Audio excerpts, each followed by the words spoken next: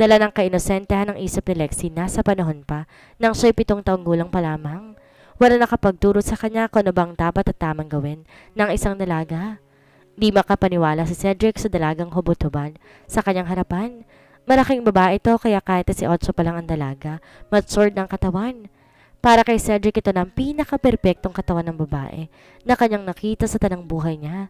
Kay ganda ng hubog ng katawan ng dalaga. Kahit sino yatang makakita ay siguradong mawawala sa huwisyo. Tao lang siya at hindi santo, kaya tuluyang nasagad ang kanyang pagtitimpi. Nilamon na makamundong pagnanasa, wala sa loob, tumayo ito. At dahan-dahang humakbang palapit sa dalaga at walang kamawang-mawang sa kung anong tumatakbo sa isipan ng binata.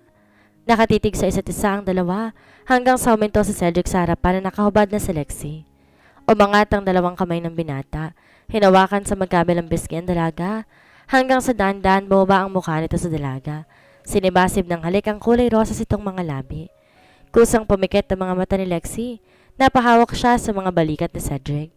Pumulupot ang braso ng binata sa katawan ng dalaga at niyakap ito na mahigpit bago giniya patapat sa dutsa. Napasingap si Lexie nang buksan ng binata ang shower, kaya maging si Cedric nabasa na rin. Wala siyang tinira kahit na isang saplot sa kanyang katawan.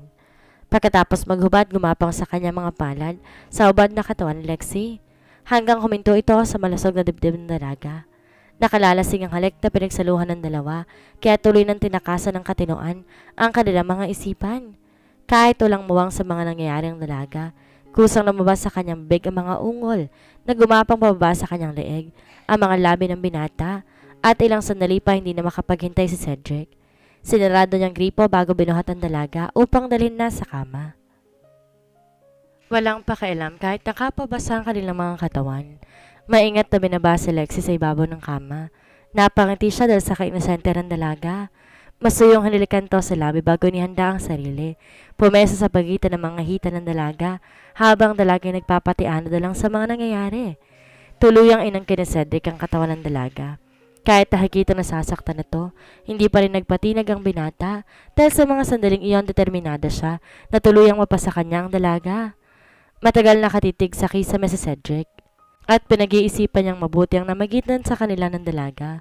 Hindi ko dapat sinamantala ang kainosentehan ni Colleen. Alam ko may problema ang dalaga sa kanyang sarili, ngunit anong ginawa ko? Naging mahina ako at nagpatangay sa tawag ng laman. Bakit pagdating sa babaeng ito'y nawawala ako sa aking sarili? Para bang oras na hindi ko to naangkin habang buhay ko itong pagsisisihan? Sarulya pa niyang dalaga na mahimbing na natutulog sa ibabaw ng kanyang dibdib. May kung anong damdamin ng maplos sa puso ng binata. At ako sang lumitaw ang isang ngiti sa lamin nito. Sa tingin ko'y panahon na para kalimutan ko si Lexie at ituon ko na lang kay Colleen ang buong atensyon ko dahil higit na kailangan ako nito ngayon. Aniya sa isipan ng binata bago dinampian to sa ulo ng isang mariing halik.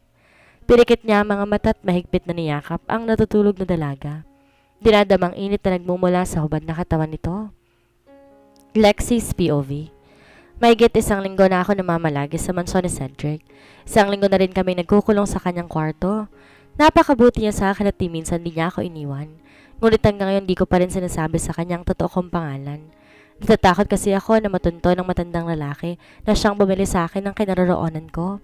Ayoko ring malayo sa tabi ni Mr. Cedric. Kapag nasa tabi ko siya'y nawawala ang takot ko sa puso.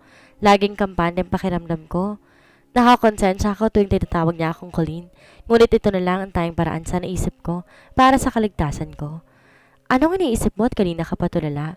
Tanong ni Mr. Cedric habang patuloy na gumagapang ang labi nito sa aking balat. Wala, utal kong sagot. Di ko napigilan ng isang mahabang ungol na nanula sa bibig ko. Sa loob ng 1 linggo, wala siyang ginawa kundi ang kinin ng aking katawan. Na hindi ako nito hiniwalay sa akin at lagi ako nitong nakayakap sa katawan ko. Tuloy ang nawala ang kainosentehan ko dahil sa binuksan niyang aking isipan sa makamundong pagnanasa. Huwag ka mag-alala, sweetie. Magpapakasal tayo at pananagutan ko lahat na nangyari sa ating dalawa. Sincero niyang sabi. Dama ko ang katapatan sa kanyang tinig.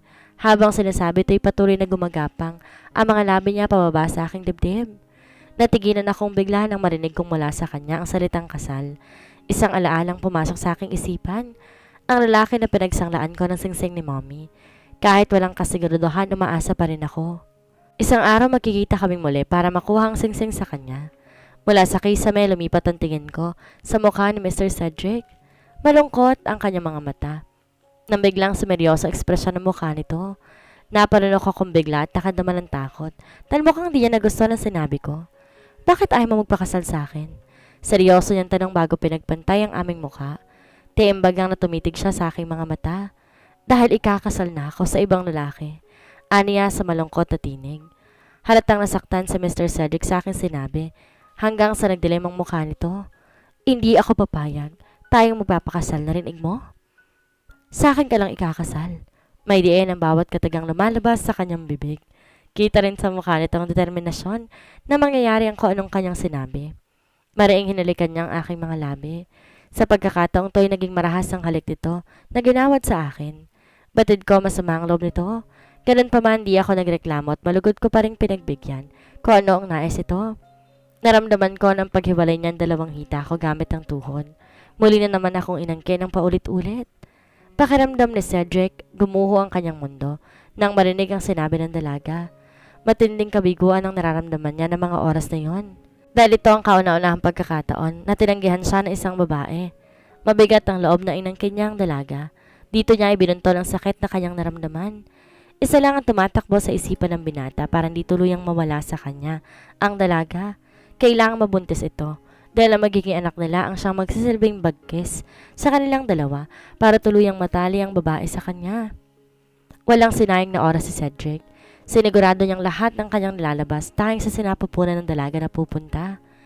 Masuyong hinawakan niya ang puso ni Lexi. Tila may inaasahang mabubuo sa loob. Kasalukuyang natutulog ang dalaga sa kanyang bisig. Kita sa mata ng binata, mahal niya na ang dalaga kahit sa maikling panahon lang sila nagkakilala. Hindi ako papayag na mawala ka sa akin, Colleen. Akin ka lang. Papatayin ko sino mo magtangkang ilayo ka sa akin.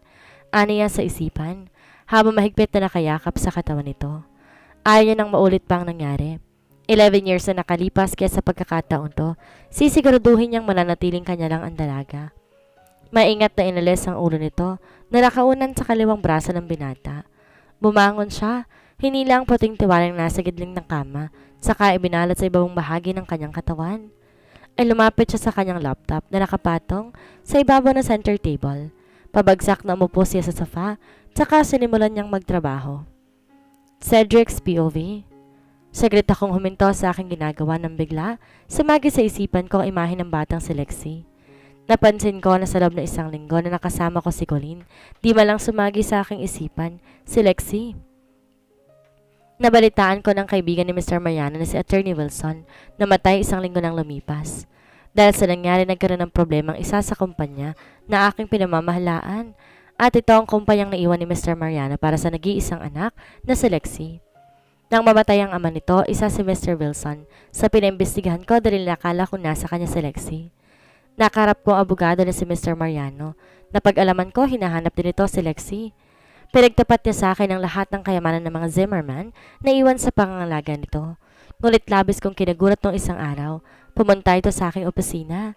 Nagkaroon kami ng kasunduan na kung sakaling siya ay mamamatay, ang mana ni Lexi mapupunta sa aking pamamahala. Malaki ang tiwala sa akin ng abogado nang malaman niya kung ano ang totoong intensyon ko, kung bakit ko hinahanap si Lexi. Tanging ako lang at si Attorney Wilson na nakakaalam na ako na ngayon ang namamahala sa kumpanyang pag-aari ng nag-iisang anak ni Mr. Zimmerman. Kaya ngayon labis ako naguguluhan. Di ko alam ang gagawin dahil sa biglang pagsulpot ni Colleen sa buhay ko. Patuloy pa rin pinaghahanap ng mga tauhan ko si Lexi at ngayon iniisip ko kung ano magiging sitwasyon namin sakaling matagpuan ko ang dalaga.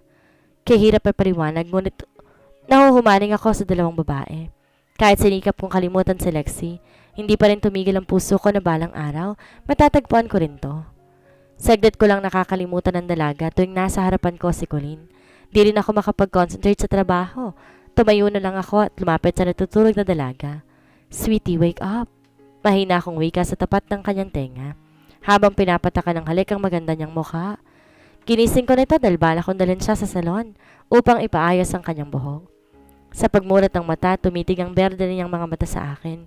Hanggang ngayon namamangha pa rin ako sa ganda ng mga mata nito na halos kapareho ng kay Lexi. Hindi kaya isa sa dahilan kung bakit nahulog ang loob ko sa dalaga dahil nakikita ko sa kanya si Lexi. Sa palagay ko, hindi lang sa mata. Dahil batid ko mula sa kaibuturan ng puso ko. Mahal ko talaga si Colleen. Ngunit mahal ko rin si Lexi. Mababalo na talaga ako. Alam ko, mali, pero hindi ako papayag na hindi sa akin mapunta ang dalawang babae. Maglinis ka ng katawan at magbihis. Aalis tayo ngayon. Nakangiti kong utos sa kanya habang pinagmamasdan ang namumungay nitong mata. Kahit kailan talaga kapag ito ang kaharap ko, lumalabas ang pagiging manyakis ko. Matinding pagpipigil ang ginagawa ko dahil sigurado hindi kami matutuloy. Halos araw-araw ko nagpaplanong dalhin to sa salon, pero sa tuwi na lagi nauudlot. Mas gusto ko kasing ikulong na lang siya sa loob ng kwarto ko, tayong ako lang nakakakita sa kanya. Natatawa na lang ako sa sarili ko. Di yata't naging obsessed na ako sa katawan nito, dahil gusto ko ipagdamot siya sa lahat. Tumayo ako mula sa pagkakaupo, sa gilid ng kama, lumapit sa closet para ihanda ang damit na susuotin nito.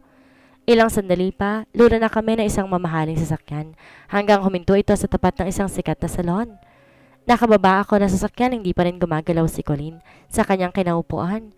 Kita sa mukha nitong pag-aalinlang na lumabas ng sasakyan. Nilahad ko ang aking palad, ngunit tinignan ko lang ito ng alaga. Huwag kang matakot. Hanggat kasama mo ko walang mananakit sa'yo.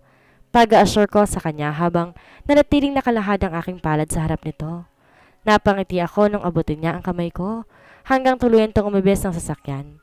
Hinapit ko to sa bewang.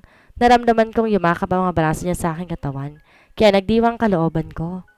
Lumingon sa aming direksyon lahat ng tao sa paligid, lalo na ang mga kalalakihan. Hinapit ko to sa bewang at naramdaman kong yumakap ang mga braso niya sa aking katawan, kaya nagdiwang kalooban ko. Lumingon sa aming direksyon ang lahat ng tao sa paligid, lalo na ang mga kalalakihan. Naginit ang ulo ko na makita kong kakaibang tingin na mga ito kay Colleen, kaya naikiyom ko na mahigpit ang aking mga kamay. Humigpit ang pagkakayakap ng kaliwang braso ko sa katawan dahil nais kong ipamukha sa kanilang lahat na pag-aari kong babaeng pinagnanlasahan nila. Wala kahit isang customer sa loob ng mamahaling salon, tayong mga empleyado lang ang naroon. Kaagad nagsiyo ko ang mga ito at pumasok na kami sa pintuan. Pagkatapos bumati sa amin, niyanda nila ang mga kagamitan para sa dalaga. Tahimik na sumunod lang si Colleen sa kanila habang ako'y nakaupo sa katabing upuan nito.